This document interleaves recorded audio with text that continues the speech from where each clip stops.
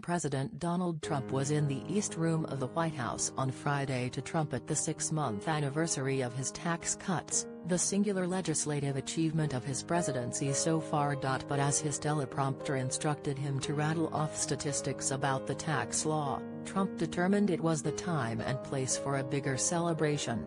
"Our country is doing so well, possibly as well as it's ever done," the president declared. "I don't think it's ever done like this."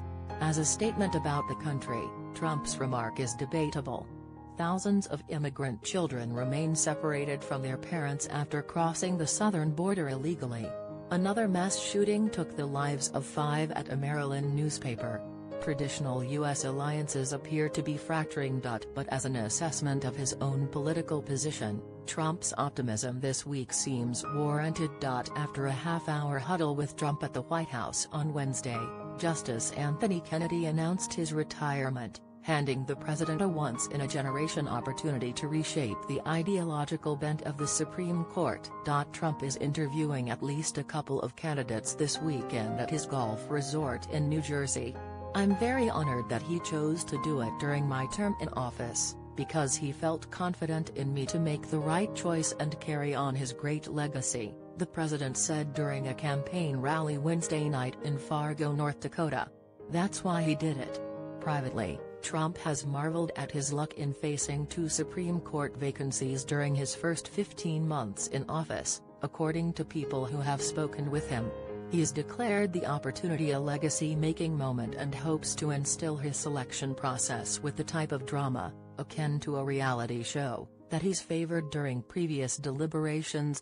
Kennedy's retirement was the second favorable result in as many days from the High Court. A day earlier, a majority of the justices had upheld a version of Trump's controversial travel ban, deeming it an acceptable use of his executive authority. "Wow," Trump tweeted about the ruling from his third-floor residence. Aides described the president as vindicated, even though he'd once bemoaned the measure upheld by the court as a watered-down, politically correct version. On Tuesday evening, Trump's slate of favored Republican candidates emerged victorious in state primary races. He even found triumph in Democratic socialist Alexandria Ocasio-Cortez's upset primary win in New York over longtime Representative Joe Crowley, declaring the Democratic kingmaker a slovenly man who got his ass kicked. On Thursday, the details of Trump's long-awaited summit with Russian President Vladimir Putin were finalized, months after Trump began pushing aides to organize it. The location, Helsinki, Finland, brings to mind images of George H.W. Bush and Mikhail Gorbachev or Bill Clinton and Boris Yeltsin sitting for their own summits, a model Trump has told planners he wants to emulate. "You never know about meetings," he said on Wednesday in the Oval Office as his Portuguese counterpart, Marcelo Rebelo de Sousa, looked on. Even an ever-shifting cast of West Wing aides appears to be aligning in Trump's favor. Chief of Staff John Kelly may be nearing the end of his time in the post, multiple people familiar with the situation say. The president acknowledged Friday that he didn't know how long the retired Marine Corps general, whose system of order Trump has come to resent, will remain in the job. Hope Hicks, Trump's beloved former communications director, who left 3 months ago, may be eyeing a return, the president hinted. "I've been hearing little things like that," he nodded. "I think everybody misses it." And Bill Shine, the former Fox News president who was ousted over his handling of sexual harassment claims, finally consented to Trump's request that he join the staff.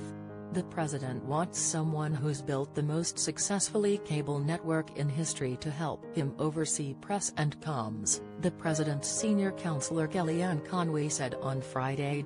For Trump, it's a golden age, he told reporters aboard Air Force One on Friday as he escaped a heat wave in Washington for his first trip of the summer to Bedminster, his suburban New Jersey golf club. "I think we're doing great. We're getting what we need," he said. "We have a lot of great things happening."